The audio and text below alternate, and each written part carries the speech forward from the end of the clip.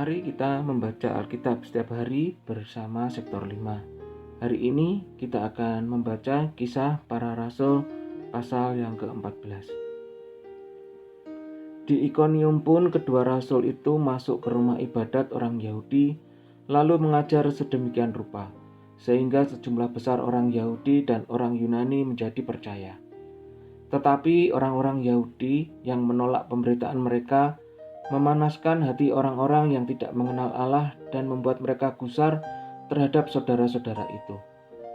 Paulus dan Barnabas tinggal beberapa waktu lamanya di situ. Mereka mengajar dengan berani karena mereka percaya kepada Tuhan. Dan Tuhan menguatkan berita tentang kasih karunia-Nya dengan mengaruniakan kepada mereka kuasa untuk mengadakan tanda-tanda dan mukjizat-mukjizat. Tetapi orang banyak di kota itu terbelah menjadi dua. Ada yang memihak kepada orang Yahudi, ada pula yang memihak kepada kedua rasul itu. Maka mulailah orang-orang yang tidak mengenal Allah dan orang-orang Yahudi bersama-sama dengan pemimpin-pemimpin mereka menimbulkan suatu gerakan untuk menyiksa dan melempari kedua rasul itu dengan batu. Setelah rasul-rasul itu mengetahuinya, menyingkirlah mereka ke kota-kota di Likaonia, yaitu Listra dan Derbe dan daerah sekitarnya. Di situ mereka memberitakan Injil. Di Listra ada seorang yang duduk saja karena lemah kakinya dan lumpuh sejak ia dilahirkan dan belum pernah dapat berjalan. Ia duduk mendengarkan ketika Paulus berbicara. Dan Paulus menatap dia dan melihat bahwa ia beriman dan dapat disembuhkan.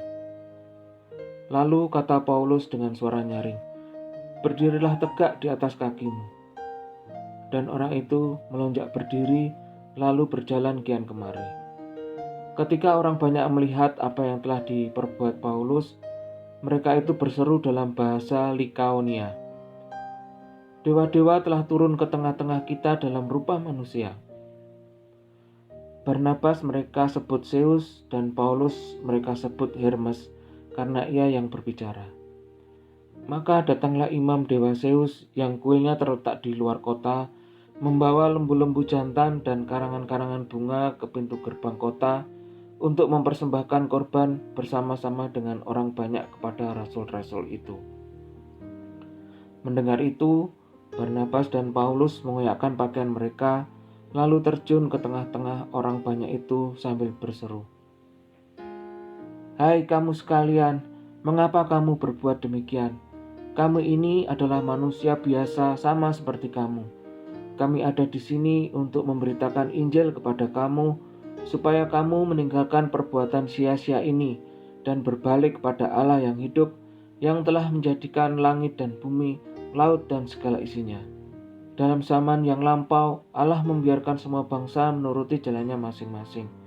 Namun ia bukan tidak menyatakan dirinya dengan berbagai-bagai kebajikan, yaitu dengan menurunkan hujan dari langit dan dengan memberikan musim-musim subur bagi kamu. Ia memuaskan hatimu dengan makanan dan kegembiraan."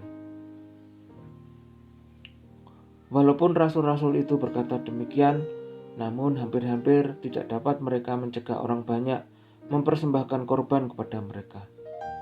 Tetapi datanglah orang-orang Yahudi dari Antiokhia dan Ikonium, dan mereka membujuk orang banyak itu memihak mereka. Lalu mereka melempari Paulus dengan batu dan menyeretnya keluar kota karena mereka menyangka bahwa ia telah mati. Akan tetapi ketika murid-murid itu berdiri mengelilingi dia, bangkitlah ia lalu masuk ke dalam kota. Keesokan harinya berangkatlah ia bersama-sama dengan Barnabas ke Derbe. Ayat 21, kembali ke Antiokhia. Paulus dan Barnabas memberitakan Injil di kota itu dan memperoleh banyak murid. Lalu kembalilah mereka ke Listra, Ikonium, dan Antiokhia.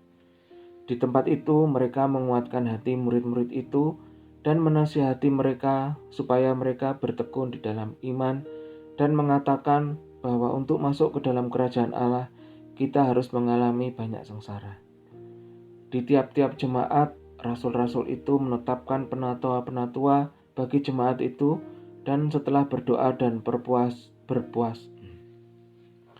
Di tiap-tiap jemaat, rasul-rasul itu menetapkan penatua-penatua bagi jemaat itu, dan setelah berdoa dan berpuasa, mereka menyerahkan penatua-penatua itu kepada Tuhan yang adalah sumber kepercayaan mereka. Mereka menjelajahi seluruh Pisidia dan tiba di Pamfilia. Di situ mereka memberitakan firman di Perga, lalu pergi ke Atalia di pantai. Dari situ berlayarlah mereka ke Antiokhia. Di tempat itulah mereka dahulu diserahkan kepada kasih karunia Allah untuk memulai pekerjaan yang telah mereka selesaikan. Setibanya di situ, mereka memanggil jemaat berkumpul.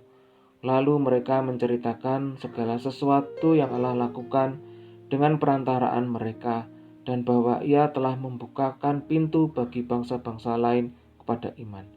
Disitulah mereka lama tinggal bersama-sama dengan murid-murid itu. Demikian firman Tuhan.